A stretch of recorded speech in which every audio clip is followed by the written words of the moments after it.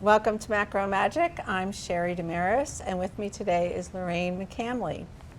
Lorraine's a partner in our educational program, the Macrobiotic Global Institute, and she's here to tell us her story about how she started on the macrobiotic diet and what she's been cooking. So welcome, Lorraine.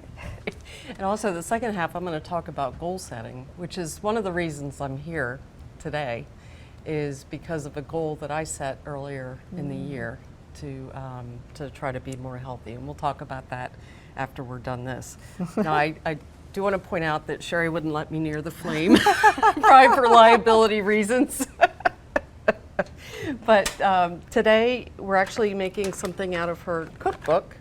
It's called Creamy Mushroom Soup, and I have made this at home several times, and my husband loves it. So, and For someone who came to me originally and said, "I don't cook," I don't cook. So first, we already have some sesame oil in there heating up. Okay. And I did add some chopped up onions to the recipe because we're big onion fans. Oh, nice. And sizzle those. So then I just stir them around for a little bit till they're soft. Now I've heard you say that also gets the acid out of it. Yes, so you cook the acidic taste out of the onion. Okay. That's why chefs always cook onions first. Okay. And I already sliced up, these are baby bellas. And there are all sorts of mushrooms. I don't know why I tend to gravitate towards these because I understand them and I know how to clean them. And with mushrooms, you can just brush them off. You don't even have to rinse them, which keeps the phytonutrients in them. But we were talking about so many healing properties of mushrooms. We featured Tina Eller from the Phillips Mushroom Farm at Kennett Square, where they grow all the mushrooms. And she taught us how they really help even prevent Alzheimer's. But they have so many healing qualities, especially for your immune system, detoxifying the liver. Now, one thing, Sherry, do you take I took the stems off of these, but Yes. I'm not really sure should I or shouldn't Yes. I? Or So you always take stems off of mushrooms because they're not they're too chewy and indigestible. Oh, okay. So even with shiitake dried mushrooms, we take the stems out. Okay, good to know. Good to know.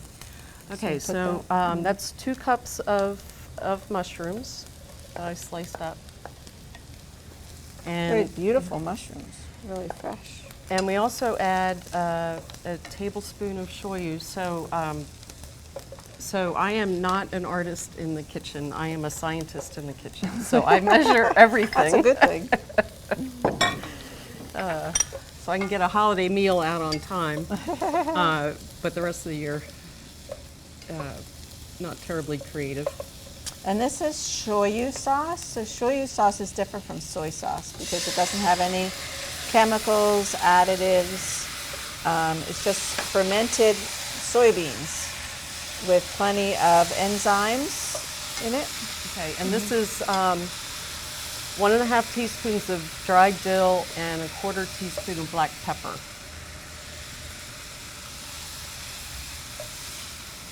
No, I made this recipe so long ago, I can't remember. So we're going to turn it down low to simmer the mushrooms and the onions. Okay. And it says about 5 minutes till they're soft, and then set it aside and use that bowl Okay. for that.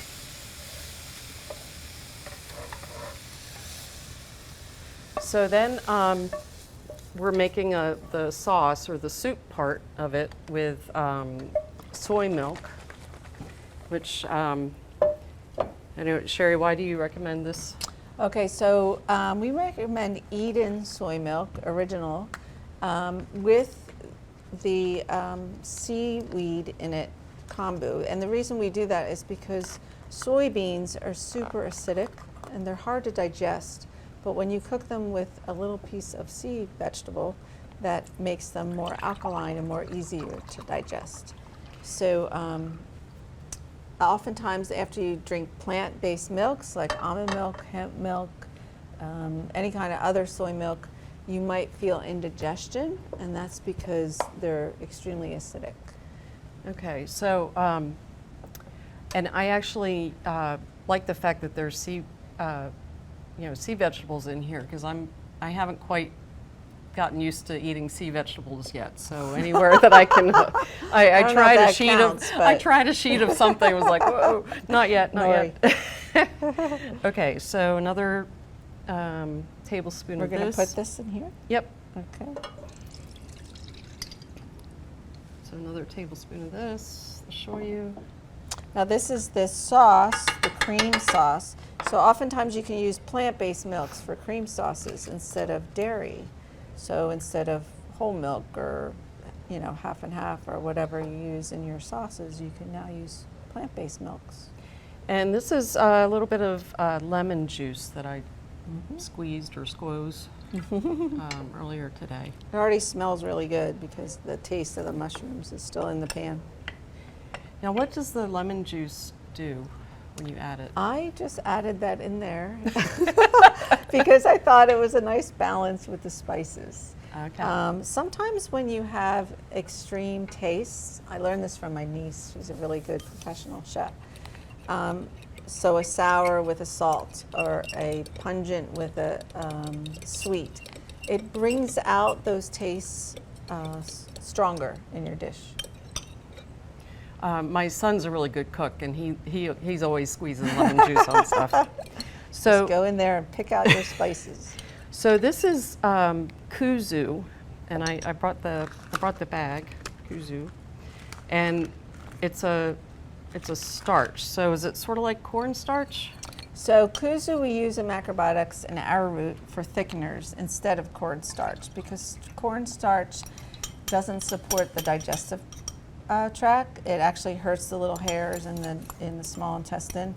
So it's good to use, kuzu is actually a wild root that grows in the south through rocks, and it's so strong, and that strength helps heal your microbiome, helps heal your intestines. So we actually make remedy drinks out of kuzu for people with Crohn's disease, IBS, diverticulitis, any digestive disorder. So using it in cooking, you're only benefiting from all those great qualities. So, and it's sort of like stuck together, or sort of like little. Looks like cornstarch, only in clumps. So, so the recipe says to dilute it first in water. You always dilute it in cold water. In cold water. If you put it in hot water, like if we were to put it in the hot sauce right away, it would just clump up and make little balls. It wouldn't thicken like we want it to. Okay. So I don't know if that's okay or if you need a whisk, because it said to whisk kuzu into the mixture and simmer until it turns cloudy, from cloudy white to clear, and it thickens a little bit. Yeah, so you will see, I think we might have to, okay, it's very low flame. You will see it start to turn first cloudy and then clear. And when it turns clear, you know you've thickened it. If you didn't add enough kuzu and it's runny, you can add a little bit more, but you have to dilute it in the cold water first before you add it. Okay. So when you think that's ready, we can add the mushrooms in then. Okay. Good. And people in our cooking program at MGI are saying how they love this recipe so much because I started it off as a mushroom soup recipe, but people are now serving it over pasta and rice. Which is what we do. Yeah. So we're going to take a commercial break. When we come back, our mushroom sauce will be thick enough to serve over this beautiful pasta that Lorraine brought.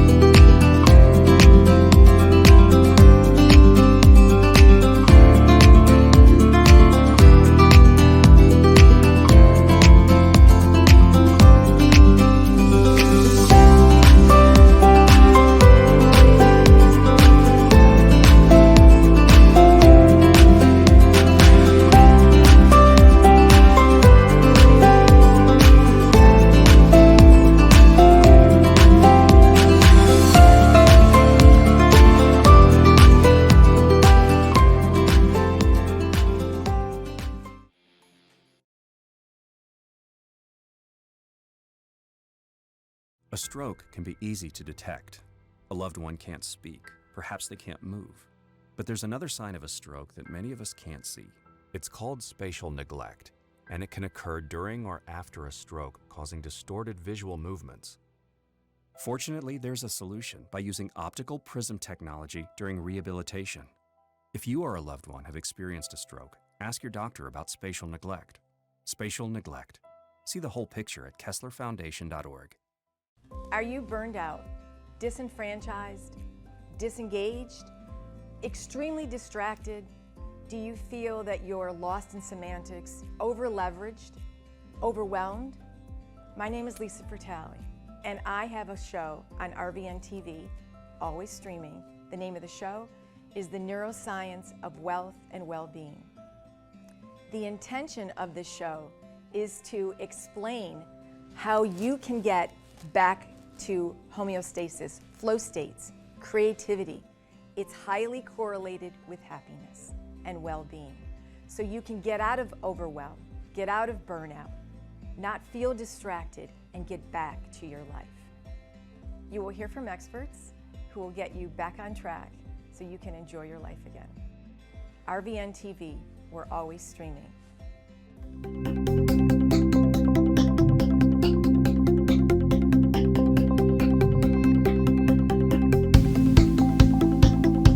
Welcome back to Macro Magic. I'm Sherry Damaris, and with me is Lorraine McCamely, one of the partners in our educational online program, Macrobotic Global Institute.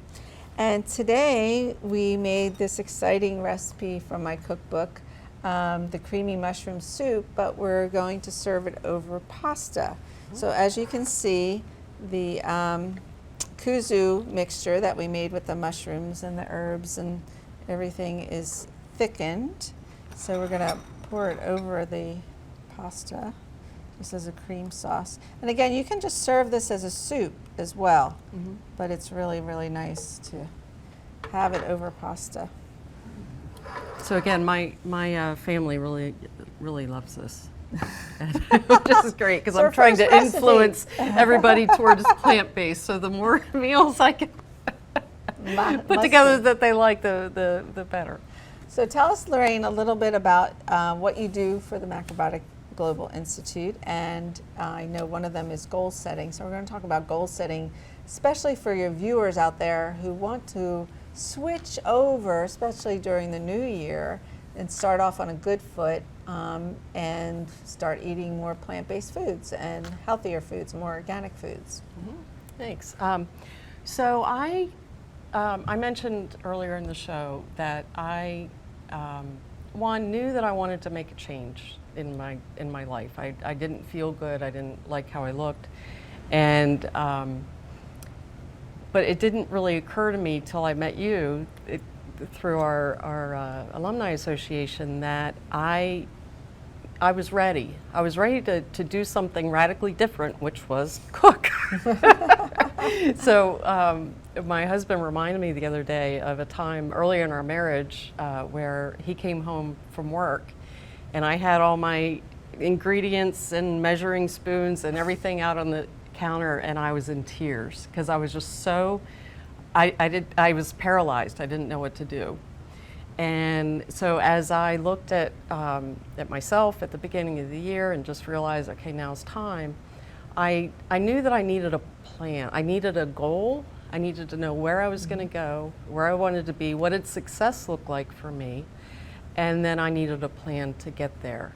So in my private business, which is Boldly Quiet, I also help people set goals and create the change that they want. I realized in my own life, in many different areas, I allowed change to just happen to me, to the point where I was just a victim of the change that was going on around me. And I've realized in my own life that that setting goals is really a way to transform a change into an opportunity, whether it's a change that you want to make yourself or if it is a change that happens to you. So I'm all about making opportunities. And she's wonderful at it, by the way. I've used her skills in building, our school which has turned out wonderful. And yeah, you know, stop living life by default. You know, create your own opportunities. So I wanted to, you know, walk you through 3 tips that I try to follow myself and I talk to my clients about. So the first tip is know your why. So for years, I've talked about I need to lose weight. I'm going to lose 20 pounds by the beginning of the summer, or I'm going to do this, or I'm going to do that. And by about the 5th day, I'm like, I've already bagged it. But because my why was I want to, you know, I want to lose weight. Well, it's deeper than that. It's much deeper than that. So, okay, well, I want to feel better. Okay, well, why do you want to feel better? Well, because I have a family that I want to be around for. Okay, well, you know, why else is it important? Well, I want to make a difference in the world. And, you know, I've been able to do stuff with Africa, and I want to continue to do that. So to do that, I need to feel good. I need to be healthy. And so know your why. Know your why, because when it gets hard, when that change you're trying to make gets hard, but you reflect on what your why is, it makes you stronger and more able to move through. So tip number 2 is know what kind of a goal to set. So there are 2 kinds of goals. So I mentioned lose 20 pounds before summer. That's what's called a performance goal, where there's a very discrete, you know, you want to do this by this date. You know, you may have heard of a SMART goal, you know, where it's specific, measurable, achievable, relevant, and time bound. So that's a performance goal, and those goals are fine in the right circumstances. For me, in this my quest, it wasn't the right kind of goal for me to set. So the other kind of goal is called a mastery goal. So about 20 years ago now, my husband and I are like, okay, we're going to lose weight. So we, I won't name the company, but you know, we did the mail order food, dry, you know, dehydrated food, and by the end of the month, yes, I lost weight. I was miserable. I didn't feel good. Missing all those things that you wanted. Yes, it was awful. And as soon as we stopped, the weight came right back on. So that's you know, the thought about doing the performance goal sometimes doesn't take into consideration what you're really trying to achieve. So the other kind of a goal is a mastery goal. And the mastery goal sort of, again, digs down deeper, more into your why of, you know, in order for this change to be sustainable, what do you need to master? And for me, you know, thinking back to my crying in the kitchen, for me that was really about not being afraid to come into the kitchen. And look at her now. And look at me now. So that's tip 2. Know what kind of a goal. Again, neither kind is right or wrong. It's just what's your situation. If I had if I had an acute health issue that was directly tied to weight and I needed to do something fast, I might have a performance goal with appropriate support around me so I didn't do it in a stupid way. But I'm talking about a lifetime mastery now of taking care of myself. So it makes it a little bit easier. It eases up the stress, Yes. the mastery. Yes, and the mastery goal, it's not as easy to fail. Because you're just always going towards health. Yes. Or towards a better direction. Yes. And that's why at the Global Institute we teach just add these healthy foods. Yes. Don't subtract anything. Don't go in there and beat yourself up. Oh, I ate that whole chocolate pie last night. Go in and add oatmeal the next morning, or go in and try some miso soup, or add some daikon to your vegetable dishes. I even made sauerkraut. Yeah, yeah. But that's one of the reasons why I wanted to go on this journey with you, Sherry, because it wasn't all these rules. It was just add brown rice, you know, see how you feel. And it was a very gradual, non-judgmental approach Yeah, that the really magic resonated. of these foods is once you eat more organic, once you eat more whole grains, once you eat more, you know, plant-based foods, you don't crave so much junk. Because your cravings for the junk is because you're eating too far out of balance. You know, too much salty, heavy, you know, fatty foods, and then you crave desserts to complement it. So then tip number 3 is to address your challenges. So we usually know what types of challenges we're going to face along the way. And so, for example, for me, it was cooking. So what was I going to do about that? Well, I'm taking classes, cooking classes. I'm attending all the institute classes. So I can learn how to cook. I can learn how to cut vegetables without, you know, I go like this. I'm trying to learn to go like this. You know, so I'm putting in the work to actually address the challenge so that I can be successful. And look at her now. Look Could have her own cooking show. No, I have to get an apron. I was like, oh, I don't have an apron. But no, but this has been a real learning experience for me about how to transform my life, not only in a healthy way, literally, but just a healthy mental way as well.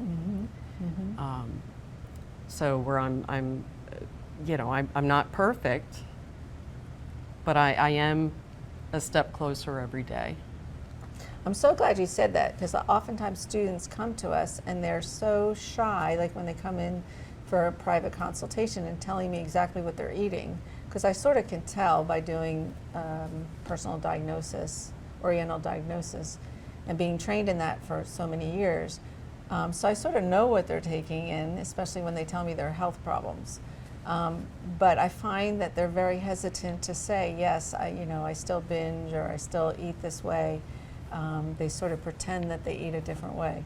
And so, you know, gradually as they get to know us, the program, that we aren't judgmental at all, and we take you step by step, little baby steps through the whole process, along with some terrific coaching from Lorraine, who is part of our program. So you always get that personal goal setting and coaching in those cooking classes. Then they're not afraid to really open up and relax and say, you know, I'm here. Because we're all working in it. Health isn't a goal, like an end all. It's always a direction. You're either moving towards health or you're moving towards sickness by the daily choices that you make. There's no day that you wake up and say, oh, I'm totally healthy.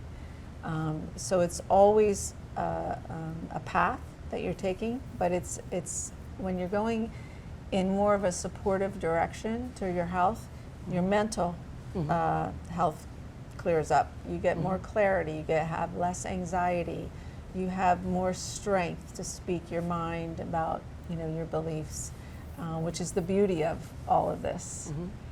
And when we were planning the courses, when Sherry, Patricia, and I were planning the courses, we really wanted to make these very practical. Not just head knowledge, but okay, what do you do with a knife? And And what have you done this week? And Yeah. did you do your homework? And did you practice? Because oftentimes people will go through a whole nutritional program. They'll get all the facts and figures and the vitamins and all that knowledge, and they can, you know, spew it out like they're very, very advanced in understanding nutrition.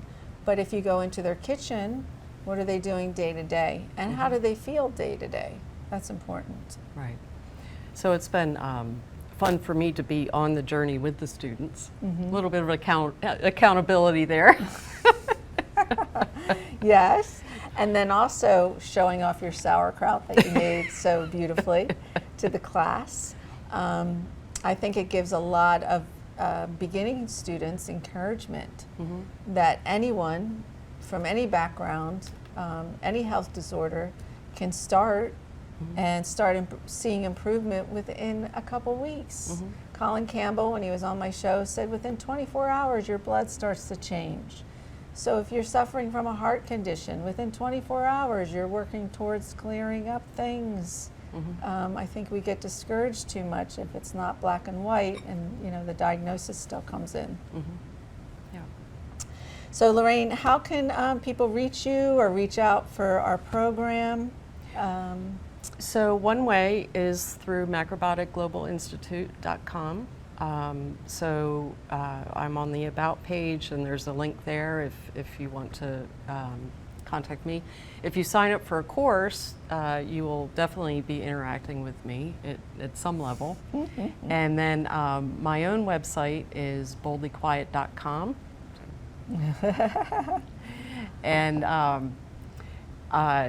And it's www.boldlyquiet.com, and you can reach me there and hear about my packages there. Nice, and you'll see her when you sign up for any level, even the beginning level.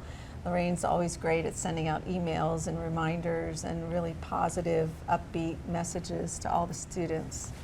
So thanks for viewing our show today. Make sure to subscribe to macromagic.com to get recipes and to order cookbooks and to see our latest news about the Institute and about our TV shows.